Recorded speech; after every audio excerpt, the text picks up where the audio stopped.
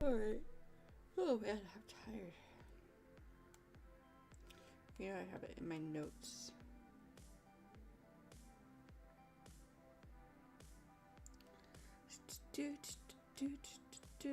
Hey Adams. We're gonna do Drama Llama a little bit today.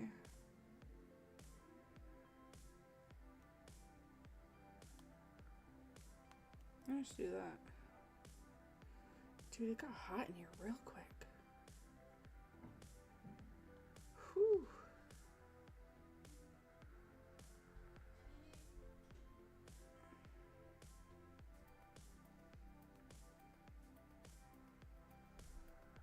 How are you doing, Adams? Can you hear me okay? I didn't even try to figure it out. Okay. You should be able to hear me okay. Alright.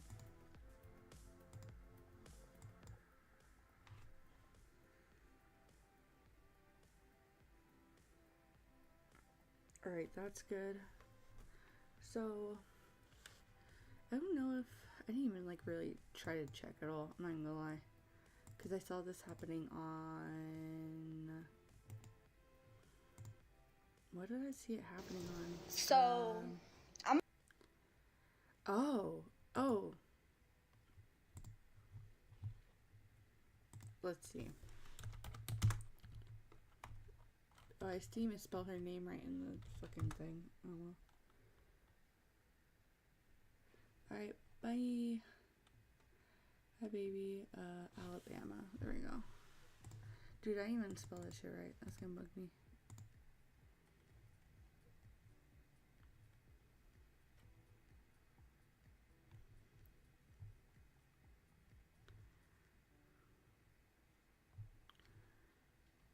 Bad baby, 6 hours reporter. Where's the stuff from last night? Bad baby, cheating rumors. Accused, bad day. Oh, hold on.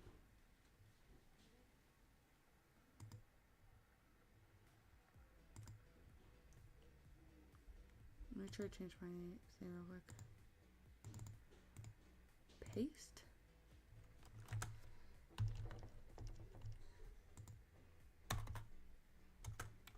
X A L A B A M A.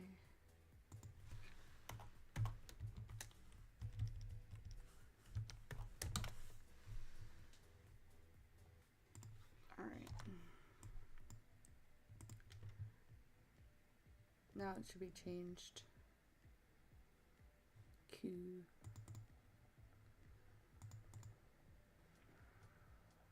Alabama Barker, who is Travis Barker's daughter, is being accused by Bhad Baby of taking her baby daddy / her man. So Bhad Baby posted and deleted on her Instagram stories and said, "At Alabama Barker took my man. I told LV next time I catch you, you gonna be with them." She then posts and says that she's single. And a lot of people feel like this situation is even more messed up because last month Bhad Baby revealed that she has cancer, and she revealed that because of course a lot of people noticed that she was losing weight and they was wondering why. So she said, "I'm sorry, my cancer medicine made me lose weight. I'm slowly getting it back, so stop running with that worst narrative." So Alabama did respond under the shade room comments and she said #ew. People in the comment section said, "Girl, don't you got cancer? Why are you trying to fight over a ninja? Cheating on someone who's going through cancer treatment is a different type of low.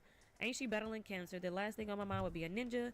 The same guy that gave you a black eye, baby, you should be grateful." Seriously. Someone else said Cookie Monster pajama activities. And the last person said, "Why would she want him after the A-word allegation?" I have Cookie Monster pajamas. What the fuck's that supposed to mean? To be fair, mine was a gift, so.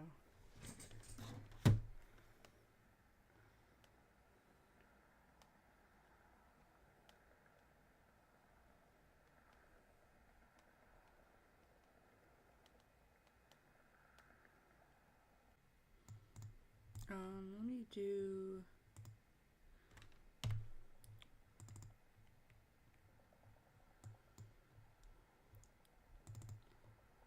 this hot quick. There we go.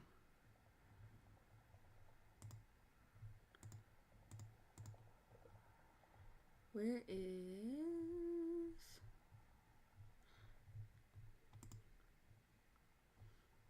Cool. All right. .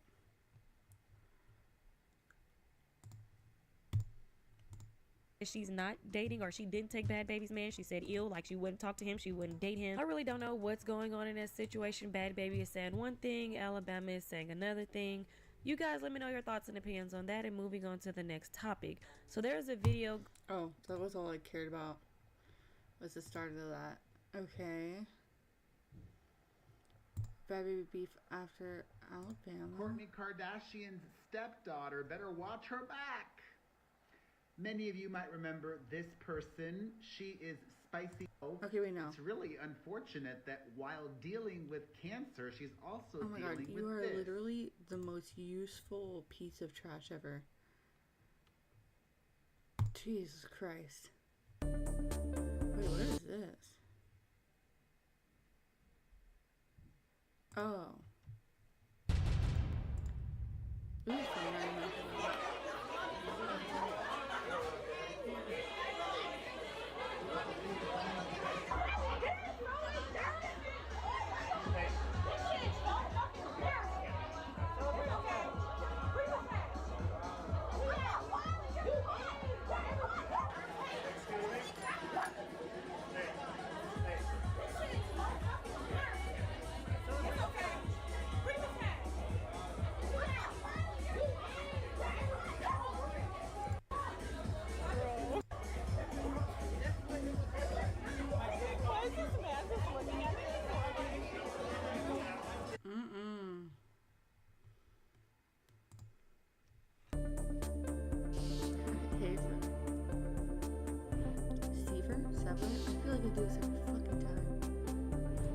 Okay. Oh God, I have to fucking read all this shit. I read all this shit yesterday. That's what matters, okay? I just wanted to fucking fish, and somebody can't fucking read me this shit.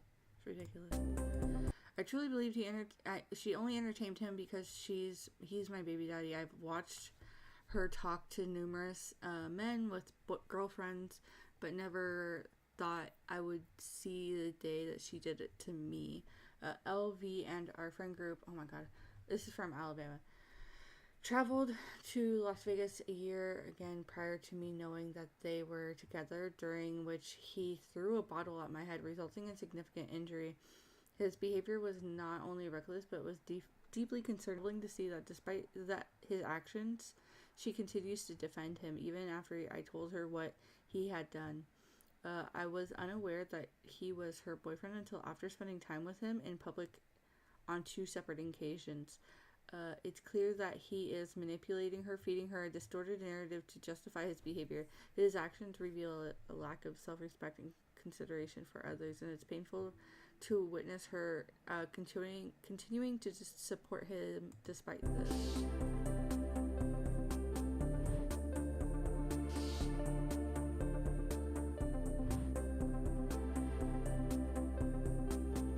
The drama surrounding okay, hold on, let me see if I can fucking find a video that fucking reads this shit.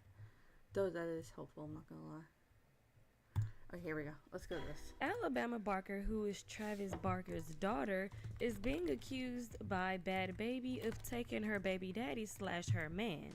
So Bhad Baby posted and deleted on her Instagram stories and said, "At Alabama Barker took my man. I told LV next time I catch you, you gonna be with them." She then posts and says that she's single. And a lot of people feel like this situation is even more messed up because last month... Sorry. Well, guys, let's go ahead and get into this drama between Bhad Baby, Alabama Barker, and Bhad Baby's boyfriend / ex-boyfriend, baby daddy LV. So yesterday, Bhad Baby exposed the fact that her friend, or used to be friend, Alabama Barker, took her man. So Bhad Baby posted on her Instagram stories and said, "Alabama Barker took my man. I told LV next time I catch you, you gonna be with them. I don't know who them is." And then she said that she's single. So Alabama Barker did respond, and she posted in the Shade Room comments and said, "Ew."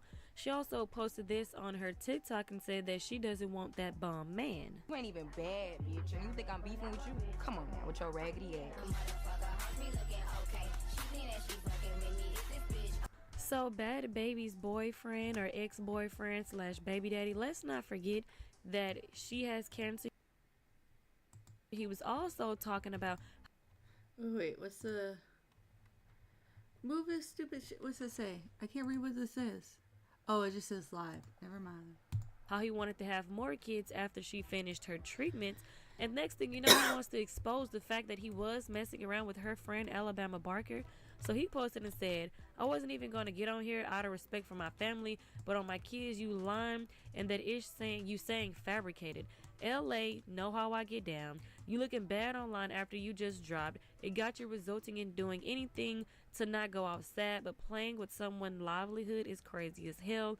And if that issue saying true, why still reach out until November 26th to come to your house? October 17th, you did the same ish, but lying knowing what I've been through this year for your personal gain is crazy. He then says it's clear that you've been caught in your lies. It seems like you're trying to maintain a certain image online while manipulating facts about my life. This isn't the first time you've attempted this. You tried it 4 months ago and it didn't work then. I have all the messages and videos to back up what I'm saying. If your claims were genuine, why did you keep reaching out? Why call me when you're drunk and I don't answer? It's evident that you're not being truthful, which is why you initially took your post down. The situation bogus and unfair, and it's effed up to see someone trying to undermine me like this. It must be a high ritual to F up a black man's life to finally be accepted in the family. Everybody go stream her song, cause that's what this about. Now if you guys That's funny. What, did someone happen? Okay, this is the only video I'm going to be posting about the situation. I'm going to take you guys from the beginning to the end and show you guys all the receipts and put it on the floor. Okay, so on her Finsta, she posted this. Then she said I copied her music video, which I did not. I haven't seen one music video where she's doing any of these things. This is her telling me to catch her outside. I never ran from her friend. I saw her friend at a hookah lounge, and I think she said something to me, but I just kept walking. Then we were at a Future concert, and I saw her and LV. They walked past me. They didn't say anything to me. LV later on then told me that she had her security guard look for me. Also, she was sitting in the seats behind me, and I was on side of stage, so she saw me the whole show and didn't do anything. Well, you did. I was not aware of her being sick, which doesn't make a difference, but it's also not fair to use that against me. I was also not aware that was her baby daddy, hence these text messages I'm about to show you. Then he texted me this. This is the first time I met him. He said, where are you going? I think we going the same way. Wait on me. I said, who's this? Gray hoodie, black pants. I said, I asked him what's his gram. He said, I don't have a gram. Pull around there. It's 1 minute away. I'm in a gray Benz. Basically telling him I'm not pulling up to a gas station to meet him. So I end up sending him his own Instagram. To a gas station? Huh? I said, this isn't you, right? Because if so, I'm tripping. Mind you, I've never had a conversation with this man. I've been to her house one time, and I guess he was there, but he was sitting on the couch, and I never saw his face. What's going on? Well, apparently, some messy mess with Alabama Barker, who's Travis Barker's daughter, who, from what I can tell, loves to get into bullshit, but that's neither here or there. Now Alabama Barker is showing all these receipts about LV, who's Bhad Baby's baby daddy, and she is just showing receipts, which is just says, "Is you right? Because if so, I'm tripping. Nah, who's that? No mutuals. I thought that was you. Thank God it's not. A bump into me before, him, and it was just somebody that looked similar to him. So weird. Hence why I asked him if it was him. He said, nah, who is that? No mutuals. I said, thought that was you. Thank God it's not. I'm not looking to wreck anybody's home or family. I don't get any cool points from that, and I don't benefit from it at all. I also would never date this man. We then went to Vegas, and that's when he had alcohol, and he threw the bottle at me. I tried to catch it, broke my nail, and it hit me in the head. But once again, I don't know what he was truly thinking when he did that. Later then found out that that was her boyfriend and baby's father, and it was just crazy and disheartening and such an ugly position to be in, especially after feelings were involved. He continuously lied to me, telling me that they were not together, that he's moving out of the house that they live in together, and that they had like no more dealings with each other and it was just business related. Sadly, I fell for his manipulative lies, and after I told him I no longer want communication with him, he continuously tried to talk to me and just put me in a very uncomfortable position. I'm not going to disregard my faults in this situation. I definitely feel like there were certain things I could have went about differently, but I guess this is when we hung out one time. This is what he's saying. He also edits his text messages so he doesn't look crazy. Right here, he's saying that time is going to come soon, just hopefully it aligns right. Basically, he had told me that they're not going to be together anymore. He said if I was in love, I wouldn't feel how I felt about you. That's just being honest, indicating that he's not in love with her. Here he is editing again, asking for a goodnight kiss. Just blowing me up. This is when I did try to ghost him, and he just continuously came around again and again and again and again. So this is one of the multiple fake numbers he's texted me off of. This is when I tried to tell Danielle what was happening, and he got involved and manipulated her into thinking that I was lying, and also said that I'm gonna mess up something good and the bond we have is irreplaceable, gaslighting and manipulating the situation again. Then I told him to tell her. Holy shit, this is crazy. This is like Alex, what's this suit? I'm Alex levels of fucking psychotic messaging. I don't miss that shit. Girl, run. Let me tell you what. Run, bitch, run. I think you got like a 3 text limit. I think if it's somebody you're just like in a situationship or something, especially, or if like y'all ain't like together, you get 3 texts before you look crazy. Okay? That's it.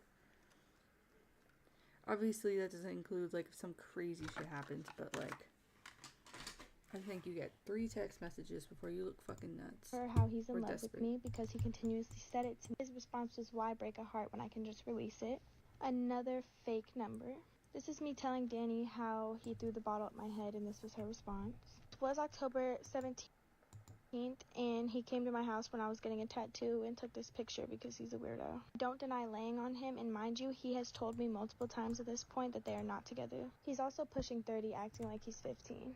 I then sent Danielle all the messages, and she later on then told me that she believed me. The situation is honestly unfortunate, and it goes against my morals as a woman. My intentions are never to break a family apart. That is the lowest of the barrel.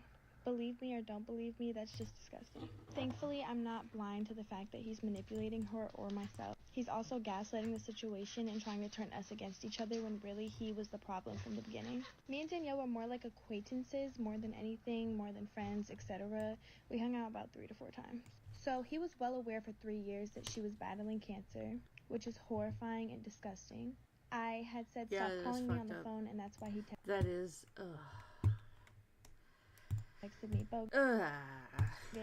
I said, what's bogus is you're trying to cheat while she has cancer. That was his response. He didn't like how I was coming at him. I said, so stop hitting me. Of course she didn't like it. Of course she didn't like it. Because he guilty. You guilty, boy. Get the fuck out of here, stupid. That type of motherfucker deserves their tires to be slashed. That's all I gotta say. He said we hit each other, which is not true. He finds a way to contact me through Instagram, fake messages, or my main number. If I block him, he will text me off his friend's phone. I told him I don't need you around. He also would act like he left stuff at my house and that he needed to come pick it up. There's multiple manipulative tactics that he used to try and get around. Wait, can you guys see this? Yeah, you guys can. Ooh, okay, wait. Me, and sadly I fell for them. I regret even acknowledging him in the first place and letting this even become a thing. I take full accountability of the things that I did participate in. Whether I did or did not know, that's not fair to her at all. He's pushing 30 and he thinks this is okay. That is honestly scary. I hate this got brought to the media when it could have been a conversation. I understand her frustration and I hold zero. How I found out up until now. So if this all started, I'm gonna take y'all back to where this really started from. So me and Levon get into it. We was drunk, and sometimes when we get drunk, we either all night or fight all night. And you know, yeah, we get physical, whatever. So me and Levon, we're drunk, we get into it. I up by calling Sosa. So I call Sosa and I'm like, yeah, we fighting, blah, blah, blah, blah, like, basically like, come get me. So Levon, okay, so me and Levon went to go lay down. I go to lay down with him. When I get in the bed, Sosa calls me. Levon answers my phone. It didn't say Sosa at the top or nothing. It was just the phone number. But Levon answers the phone, and you hear Sosa's voice saying, Danny, what's up? Or, Danny, where you at? So, I was the one that cheated first. So, I cheated by calling Sosa from the jump. So after Levon answered the phone, he busted my lip, broke my phone. I tried to stop him from leaving, and when he was trying to close the door, I put my hand in the way, so he accidentally slammed my hand in the door. My hand was literally hanging. My teeth were loose. It was just a whole big thing. So I'm trying to wake E up, and I'm telling E, take me to the hospital. Meanwhile, the phone never hung up. The phone never hung up, so Sosa heard all this shit going on, right? So right after that, I'm trying to wake E up to take me to the hospital because my hand is literally like hanging, like fucked up. So E's drunk as fuck. He's like, Danny, go lay down. And I'm like, bro, okay. So I call Sosa and I'm like, bro, I need to see a doctor. Like, I need to go to the hospital. So he comes and picks me up, and he calls like the house. We use the same house call doctor. So he calls the doctor for me. The doctor comes, looks at my wrist, makes sure my teeth aren't gonna fall out, gave me some medicine, and I go to sleep. I stayed at Sosa's house that night. This was all at like 5, 6 o'clock in the morning. So I took 2 Xanax, went to sleep, and So real. didn't wake up till 4 or 5 o'clock. I call E's phone when I wake up, which E's Levon's best friend. And when he called me, it was on FaceTime, and he seen, like, Sosa got a whole bunch of shit above his bed, like the glow gang shit or whatever. So E seen that and was like, oh my God, Danny, are you dead ass right now? And I was just like, I fucked up bad. Like, when and then Sosa dropped me off back home a couple minutes later, and when I got there, Levon was boxing his stuff up in boxes. I was crying on the floor, screaming like, please don't leave me, our family, please don't leave me. So he left his stuff. He ends up going to stay at a hotel for 2 weeks. Jesus. And in these Oh my God, I fucking hate. This is just, bitch, he trash. He trash. He trash. Either he gone or he not. Bitch, he's trash. 2 weeks that he's gone, he meets Alabama. Ew. Me and Levon get back together after this 2 weeks. And I'm on Instagram. Me and E sitting in the bed, I'm on Instagram. And I click a picture of Alabama on the Explore page, and I see it says follow. And I'm like, what? Alabama follow me? So I called Talon. And I'm like, did something happen between us and Bama? Like, I'm confused. So Talon's like, oh, I had heard something about her and Levon. But she was like, I didn't even think it was serious. I thought it was just made up, so I didn't even tell you. I didn't want to work you up. So I call Levon, and I'm like, Levon, you know this bitch? Like, so I'm texting Levon. I'm on the phone with Levon, and I'm texting Bama, like, Bama, call me now. Like, what the fuck? Like, why am I hearing something about you and my baby daddy? And she's like, what? No, never. And I'm like, girl, what? Like, be real with me. So she calls me, and she's like, yeah, we met, and we exchanged numbers, but that was it. Levon didn't tell me the truth, nor did Alabama tell me the truth. So she was pissed. So Understood. Oh, I don't have any fucking bait. Somebody didn't tell me. What the fuck? Like, a couple weeks later, I'm at my mom's house in Florida. And Levon not answering the phone, so I tracked the location on the car, and I see that the car is in Alabama's neighborhood. So I called Alabama, like, is Levon at your house? And she was like, no, he's not. She was like, hold on, give me 5 minutes, I'm gonna call you back. So she calls me, and she's like, yeah, my mom has it all on recording. She was like, yeah, we linked each other a couple times, but we never had sex. It wasn't like that. Like, he lied to me and told me that he wasn't him. First of all, he has my name tattooed on his neck. Like, how the fuck are you gonna say that he told you it wasn't him when you could have easily figured out it was him? Well, she 18. And then up until now, To be fair. now basically, she sent me, I posted something about her on my Finsta because it kind of ticked me off watching her live her life like she's not a fucking homewrecker. Like she didn't cause me so many problems. I was a postpartum mom going through cancer, finding out that my boyfriend was cheating on me. My baby daddy was cheating on me. Like,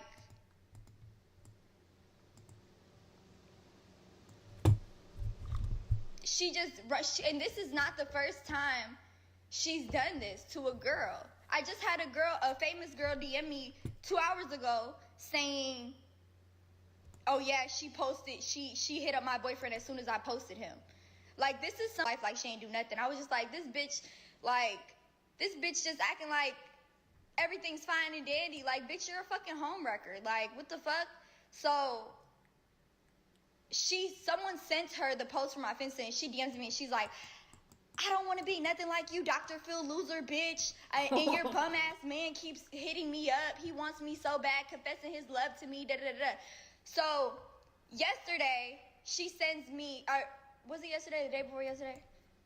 The day before yesterday. This is great. She sends me a screenshot of some messages with her and LV. But she deleted the messages she had sent to him where the messages I posted yesterday, it was those messages. But Levine ended up sending me the real messages where she was like, come to my house, come see me.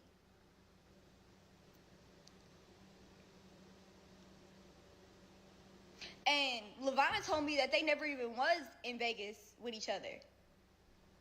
And the timestamp from when Levine met her up until now, he hasn't went to Vegas on his own. He hasn't done no shit like that. So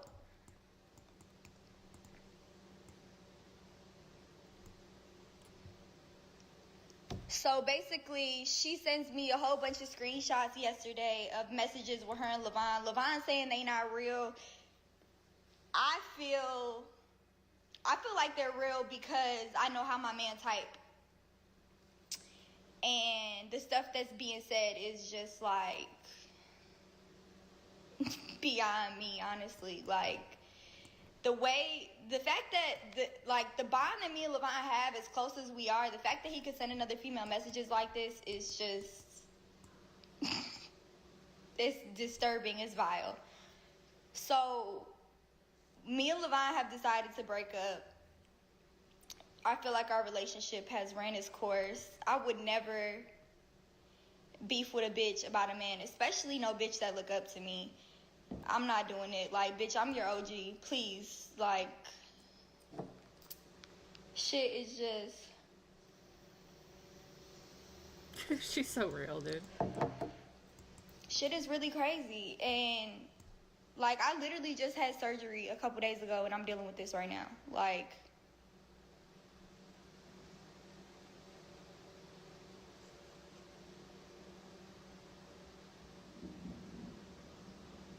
shit is really crazy, but Alabama is a liar to some extent. She is a manipulator to some extent, as well as Levine is.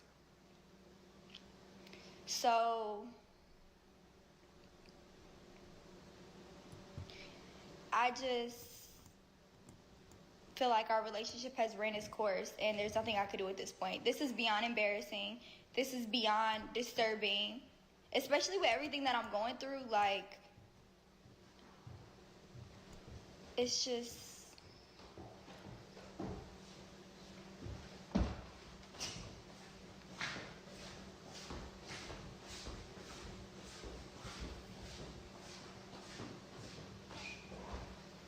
You got something you want to say?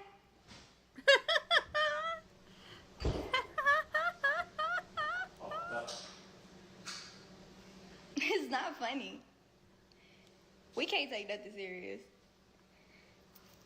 Yes, that's him. Like, we live together. We have a whole baby together. Like, he's not just gonna disappear out of thin air. But we have decided to break up.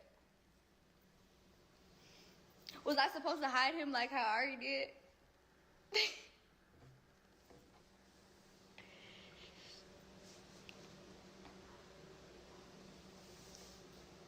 Yeah, you need to get him out of your house, bitch. Damn, that's crazy. Okay, what do I got? 9:30. What the fuck is Nick watching? Most of Ethan Klein's conversations. Holy and shit. When we talk... What the fuck is that? Okay, let's see. What else is going on? Was that it? That's probably it. I hope that's it.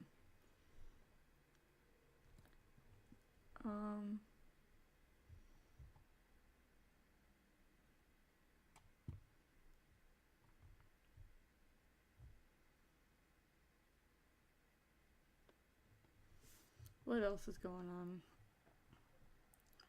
Dude, I ain't been watching like too much of anything, I'm not gonna lie.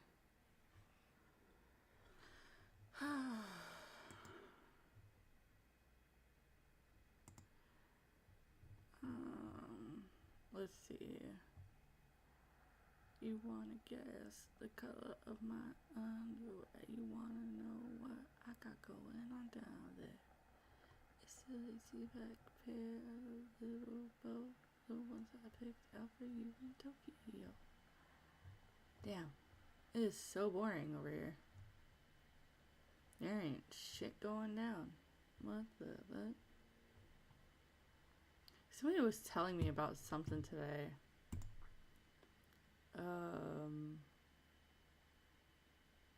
Oh, somebody was telling me about this book that they had been reading, and I was like, I don't want to read that. It sounded like some of the most depressing shit ever. And I was just not about it. Beams at Sons in Court. Ew. Ew. Okay? Dude, there's nothing going on over here. This is so boring. I've been like so out of it, you guys, I'm not gonna lie.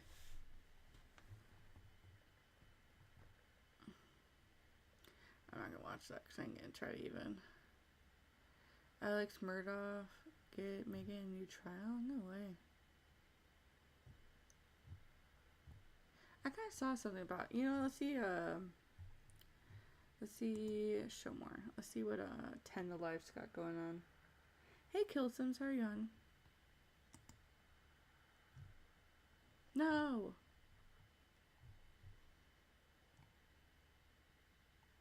Why am I not following 10 to Life? What the fuck?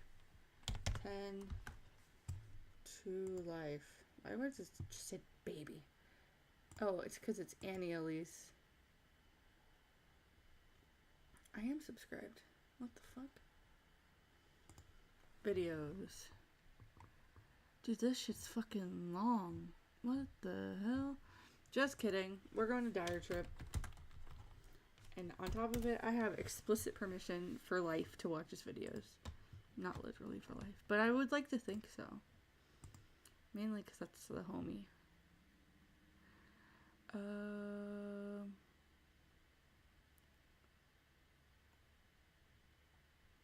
Let's see what we got.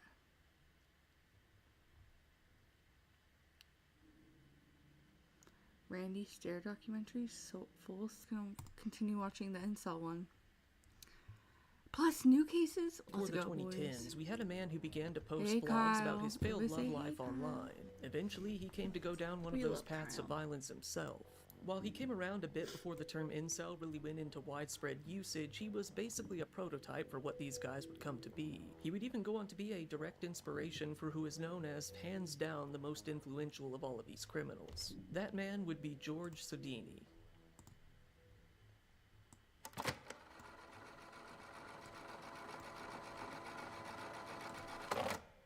At the time of this story, George Sodini was a 48-year-old systems analyst at a law firm called K&L Gates for about 10 years, living in Scott Township, Pennsylvania. To those around him, he seemed like a pretty average guy. He had money, he was somewhat above average looking, and didn't really seem to raise any red flags. Little did anyone know, George didn't always have the best life. According to his online diary, he was bullied by his older brother all throughout his childhood and never really got along with the other kids at school. By the time he was an adult, he was already a chronic loner. He never really had any meaningful relationships and never got married despite wanting to. George, feeling unfulfilled in life, started keeping track of his thoughts in an online diary in December of 2008. In this diary, he detailed his hardships in life. This included his family struggles and his periodic addiction to alcohol, but above all, he discussed his difficulty with attracting women. He often wrote, in various ways, that he hadn't had a girlfriend since 1984 and hadn't slept with a woman in 19 years. He wrote in one post, "Women just don't like me. There are 30 million desirable women in the US, my estimate, and I cannot find one. Not one of them finds me attractive." Sounds like a personal problem.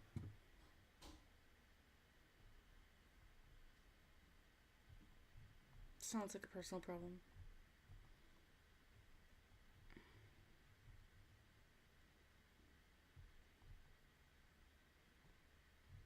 Hot raccoons in your area? What the fuck?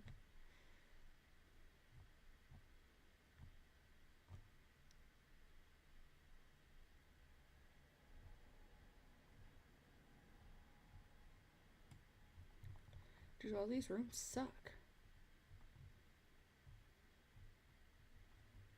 In his blog, he often spoke of a church that he regularly attended in Plum called Tetelestai Church. The pastor of this church were telling George that he needed to behave himself. No arrests were ever made, but it was decided that George would no longer be allowed to attend this church. George, on his blog, made it seem that he left the church of his own volition, going on to write some disturbing lines that would give readers their first insight into his deepest thoughts. He said the pastor teaches, and I quote, "You can commit mass murder and then still go to heaven.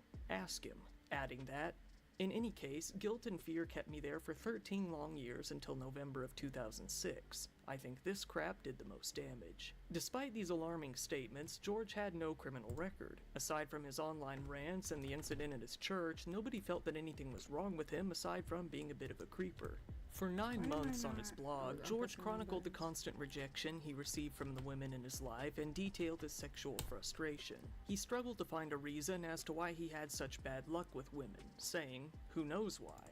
I'm not ugly or too weird. No sex since July 1990 either. So I was real. 29.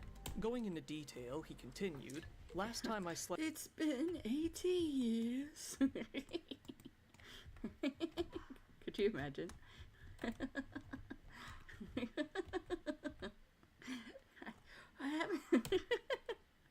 I haven't had sex in 80 years. Alright. Sorry, don't mind me. No! What the fuck? What did I do? Wait, hold on, let me go here.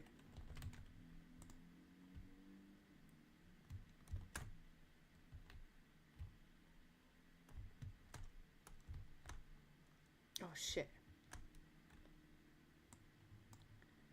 Fuck.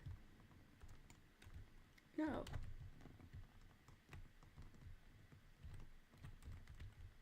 Enter the hub. Who is this dude? This is a dire trip. Slept all night with a girlfriend. It was You're in a dire 1982. trip? What the fuck? Girls I've and not been a women good don't even friend. give me a second look. Anywhere. Dire trip's Women the just homie. don't like me. There are 30 million desirable women in the US, my estimate, and I cannot find one. Frustrated in his lack of success, George decided to start attending a self-help seminar which aimed to teach young men how to attract women. The 3-day, 8-hour classes were run by a self-proclaimed dating expert and author named R. Don Steele. They were designed to allow men to Someone with drip.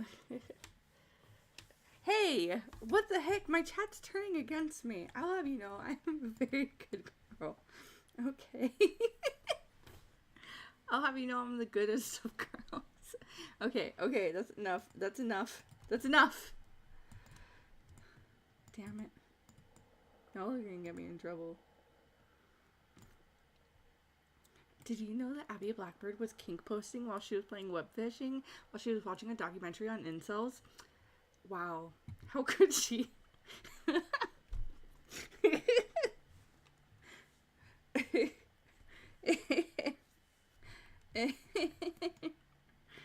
Oh, it's so funny. Sorry. Hey, Marvelous. McMuffins. Hi, Kiltons. Capped. You guys are all mean. Okay? I'll have you know.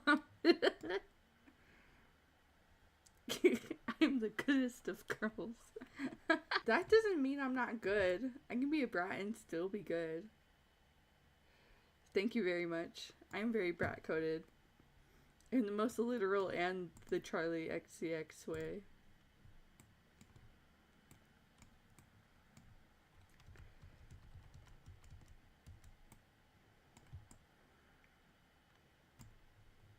Pick women's brains about what they like, straight from the source. Many men came from all over the US in order to better find out how to attract Why a is my partner. chat These not classes showing taught up? everyone everything from what color of necktie to wear to best attract a woman to how to get over mommy issues. Well, my objective is to be real and to learn to be emotional and to Sorry, guys, to be one able to second. emotionally connect with people. Because when I'm Oh, 10 that's to why. 20 years older than she is, she has to feel good about this thing. And the only way around that, is to work on this, and perhaps STEM exercises or forgiveness exercises as per Hay or whatever else. Okay, I'm going to let's post just say, okay, I'll defend that. We can be bratty, but not an evil tyrant. Yeah, I'm not a dom by any means. Let me tell you that. Not by any means. That's what matters, to be honest. In my humble opinion. this and see what comes back. While in this class, one of the assignments was to make a video house tour. George did just that, giving a detailed view of his whole house for all to see, uploading it to YouTube. The goal of the assignment was to make your home more attractive to women.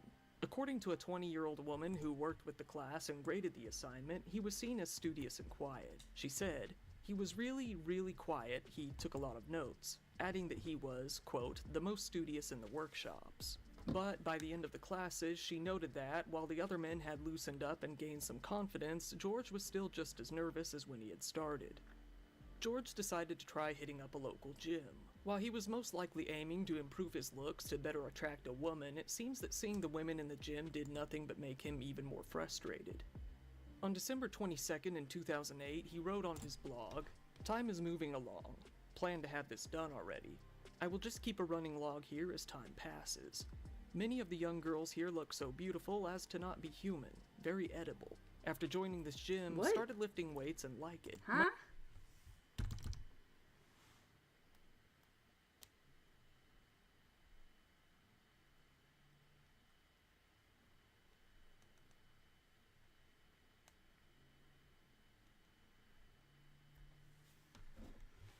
His blog, "Time is moving along.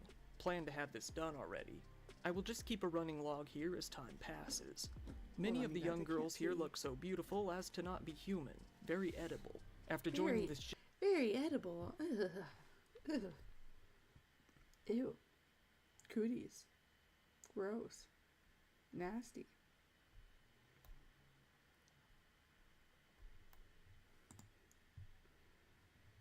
gym, started lifting weights and like it. Much info about weight programs, diet, etc. on the web, or anything for that matter. Instead of TV, I can Google for hours to relax. TV and most movies are dull. The holidays were evidently particularly difficult for George. They reminded him of the last time he was in a relationship. This was with a woman he mentions time to time, known only as Pam. In this entry, though, he seemed to want to focus more on the brighter side of things in his own sort of way. December 24th, 2008. Moving into Christmas again. No girlfriend since 1984. Last Christmas with Pam was in 1983.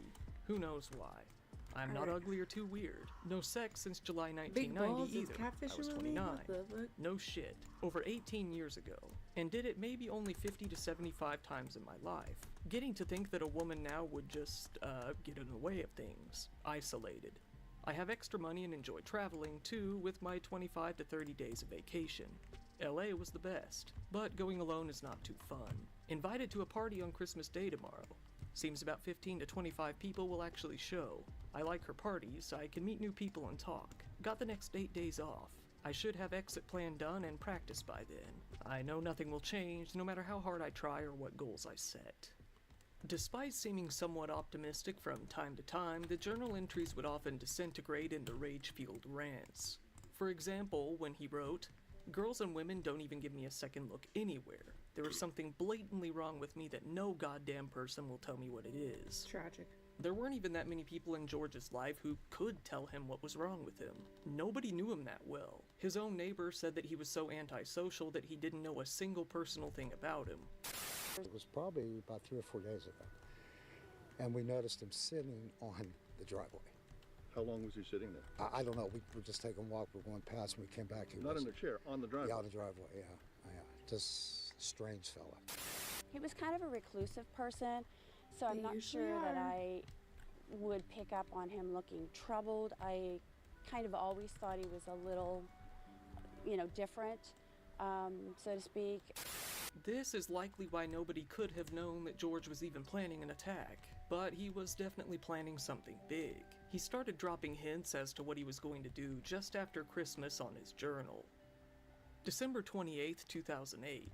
Glad I stayed around. All these days off are great. I'll shoot for Tuesday, January 6, 2009 at maybe 8:15. I have a list of to-do items to make. This to-do list of items likely referred to weaponry, as you might have guessed. George did go on— He was a little different, yeah. Ain't that usually how it goes? What are they saying in the chat? That was crazy, golden ray, tap, tap, tap, tap, tap, tap. Oh no, okay. Nothing entertaining. Cool. Good to know. You guys saying I'm not a good girl. How dare you guys, honestly. It's fucking rude. I thought you thought of me better, 'cause I'm still hanging around. Hold on, 1 second.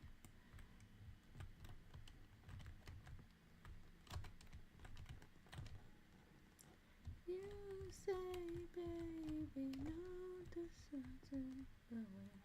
Oh, look at that shit. I'm different, yeah, I'm different. I'm different, yeah, I'm different. Beep, beep, beep, beep. Oh, you can't see the beeps when I'm wearing the top hat. That's actually funny. That's actually hilarious, to be honest. Oh, go, go, go. Wait, sorry. to buy a gun.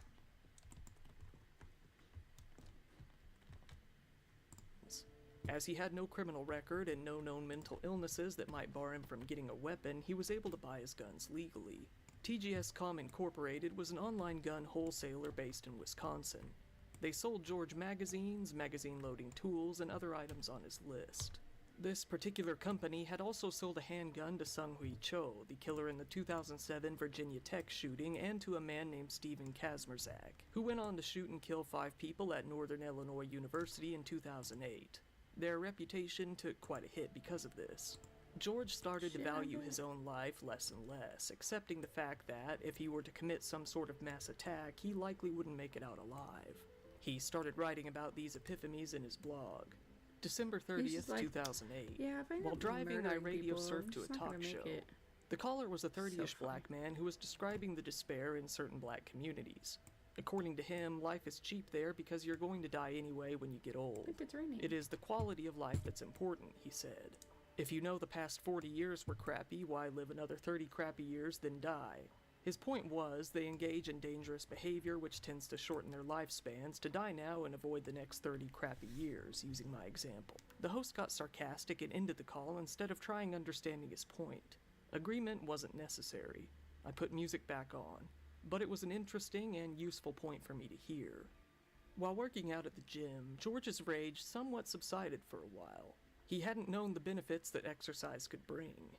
Coming to this realization caused him to reflect back on his bleak upbringing, blaming his lack of knowledge on his family. December 31st, 2008. My anger and rage is largely gone since I began lifting weights. Lifting drains me, but I still have energy. Someone else suggested running, but that did not help me. I guess strenuous exercise is necessary for a man. So I just learned that now at 48, maybe 30 years later than I would have liked.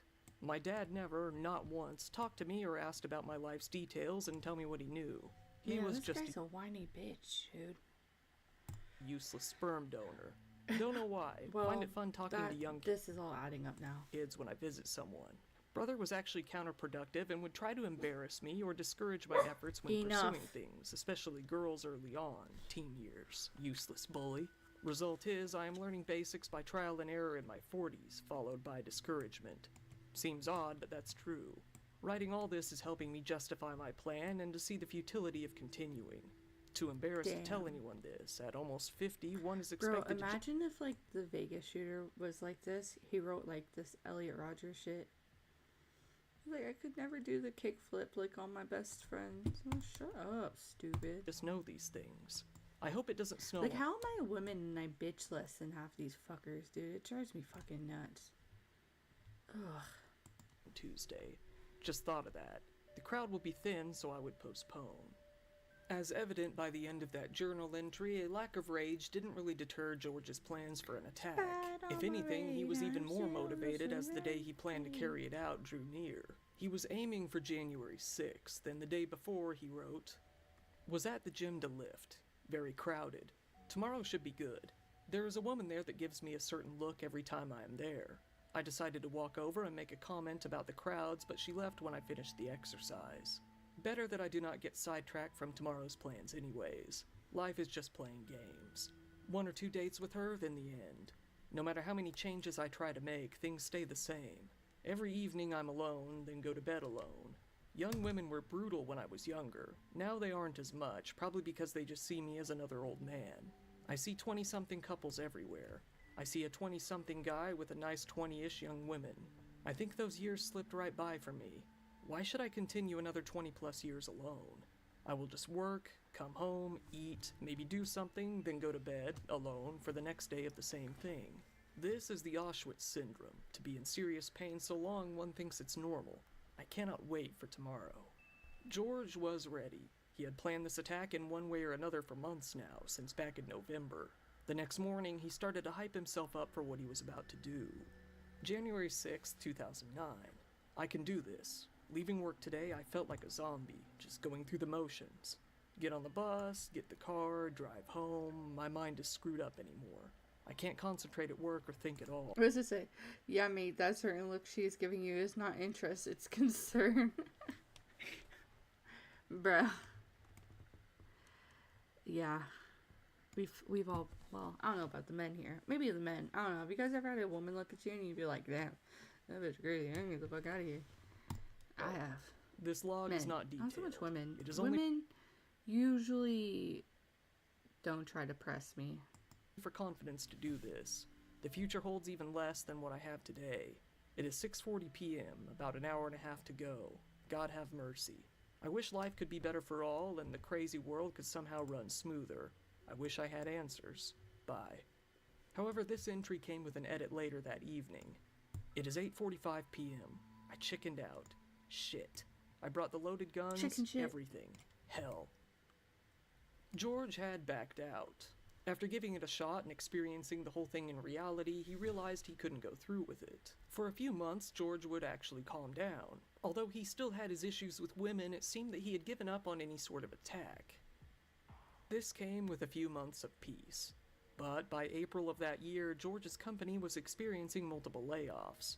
He felt that his turn was coming any day now, writing, "I predict I won't survive the next layoff. That is when there is no point to continue.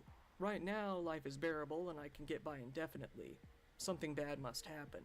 The paycheck is all I have left. The future holds nothing for me. 25 years of nothing fun. I never even spent one weekend with a girl in my life, even at my own place. Also unlikely." Well then, bitch, make more money so you can pay them. What the fuck? If you can't, there's always bitches that'll get paid to spend time with the man. Let me tell you what. I see him all the time these days. Not trying hard enough, that's what I say. To find another similar job. I guess then is when I take care of things. I don't have kids, close friends, or anything. Just me here. If you have nothing, you have nothing to lose. Feeling that his livelihood was coming to an end and that he no longer had anything left to lose, George started falling back into his old plans of committing mass murder. May 5th, 2009. To pull the exit plan off, it popped into my mind to just use some booze. I want to do this before I get laid off, for reasons not worth mentioning but don't seem to have the balls. After the gym, I stopped at Shop and Save and got a fifth of vodka and a small bottle of Jack Daniels. I haven't had a drink since September 1st, 1988, just over 20 years. It doesn't matter now. I need to use it to take the edge off of carrying out the exit plan. I will be taking some every now and then to try to get used to it and see if the Bro, I'll never... Elliot Rogers listening to, is it Seal? While he was, like, killing his roommates is always one of the funniest thoughts in my head. Bring me a higher love. So fucking great. So great. Alcohol effects will embolden me. Strangely though, not too long after getting back into these attack plans, George actually got a date. He didn't elaborate on how he managed to do this or who it was with. However, despite finally getting a date, he didn't seem to be any more optimistic than before. In fact, he took the opportunity to detail how unhappy he was with his love life. May 18th, 2009. I actually had a date today. It was with a woman I met on the bus in March. We got together at 2 PPG Place for lunch. The last date for me was May 1st, 2008. Women just don't like me. There are 30 million desirable women in the US, my estimate, and I cannot find one. Not one of them finds me attractive. Perhaps due to his negativity, his date apparently didn't go well, with George writing, "Another lonely Friday night. I'm done. This is too much." Just a little over a week later. Likely due to... Bro, my life was awesome. Like, I could go for an alone Friday night. To this, I George's just rage had only... an alone Friday night this week. I had an alone weekend, and it was awesome. It was great stuff. Because I didn't, like, do anything. I just played video games and sat, and I think I cleaned a little bit. I don't remember. But it was awesome. Built up, and his desire to murder women only increased. By June, his diary entries started to get all the more familiar to the modern incel rhetoric. June 5th, 2009. I was reading several posts on different forums, and it seems many teenage girls have sex frequently. One 16-year-old does it usually 3 times a day with her boyfriend. So, after a month of that, this little hoe had more sex than me in my life, and I'm 48. One more reason. Thanks for nada, bitch. Bye. By the end of the month, his rage had subsided into more melancholic, depressing rants. He talked about his loneliness. July 20th, 2009. Been a long time since last write. Everything still sucks. I guess some of us were simply meant to walk a lonely path. I have slept alone for over 20 years. Last time I slept all night with a girlfriend was 1982. Proof I'm a total malfunction. Girls and women don't even give me a second look anywhere. Within a few days, George was losing his mind more and more, going crazy after simply seeing a girl outside of his window, causing him to go into uncomfortable levels of detail. July 23rd, 2009. Wow. I just looked out my front window and saw a beautiful college-age girl leave Bob Fox's house across the street. I guess he had a good lay today. College girls are hoes. I masturbate frequently. He is about 45 years old. She was a long-haired, hot little hottie with a beautiful bod.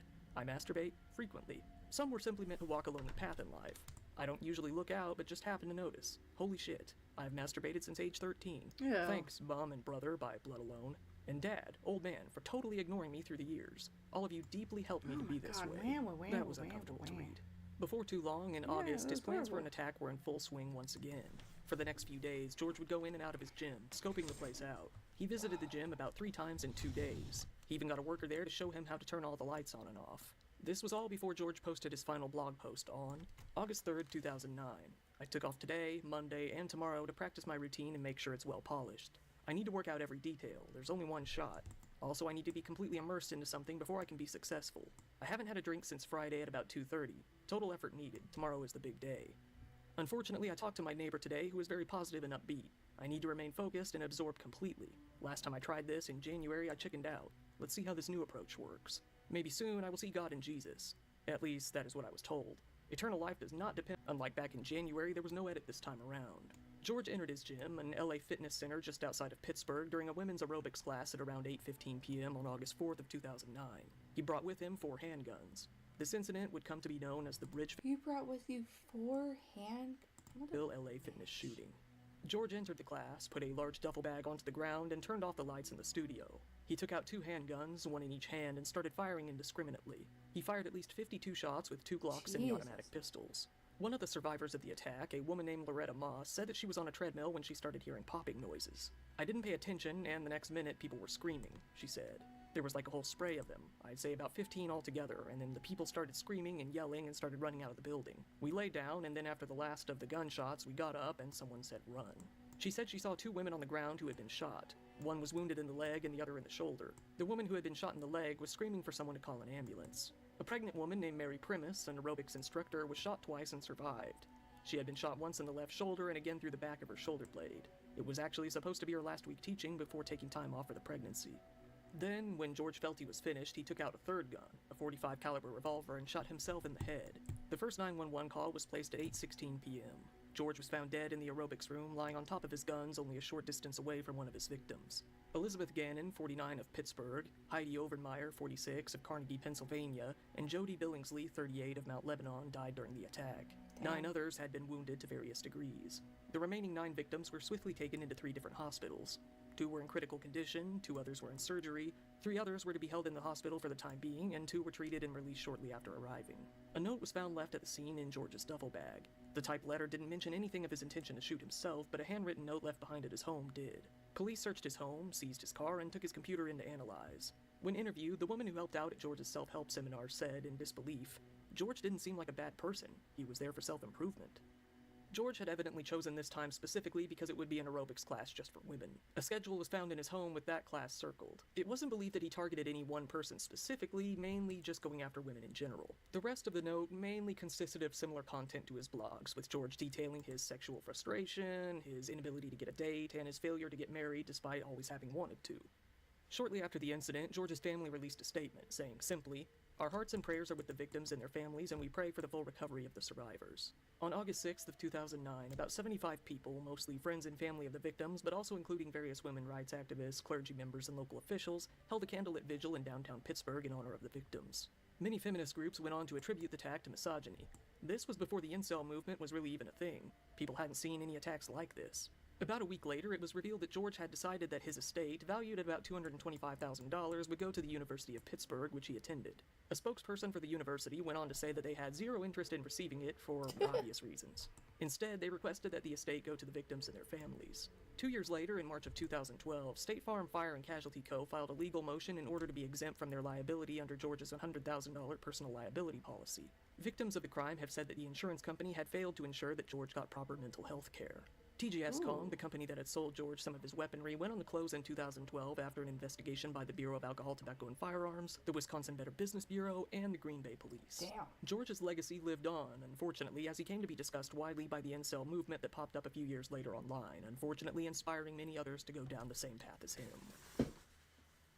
While George Sedini's attack wouldn't come to be too well known outside of his local area, there was one place where his writings and his attack were heavily discussed: incel forums. His ramblings really spoke to them, with many of them identifying with his problems. One of these people would come to be, hands down, the biggest incel criminal of all time. Given that this video is much, much longer than the rest, feel free to skip ahead using the timestamps. This case is important though, as the ramifications of it would come to be seen in basically every single other incel crime afterwards. So real. Alright, you guys. After I catch this fish, I'm going to bed. It's past my, well, almost past my bedtime. I love you all very dearly and nearly. Go watch Nick. I don't know who's live right now. Y'all, I have not been on my YouTube game. I'm gonna be straight up with you. L plus ratio, Abby game. But yeah, that was Dire Trip if anybody wants to go. Actually, if you are still here, hold on, I gotta go to my fucking YouTube channel. If you are still here, go say hi to Hachi.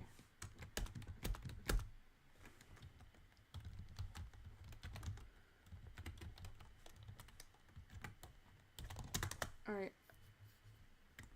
Let me catch this fish.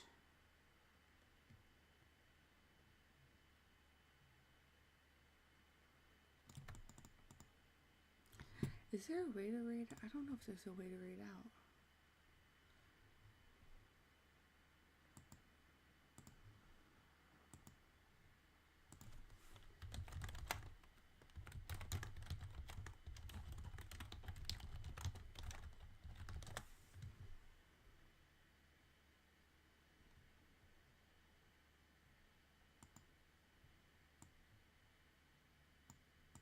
Oh, I have to have 1,000 subscribers. Can't do it. Bye, you guys. Go say hi.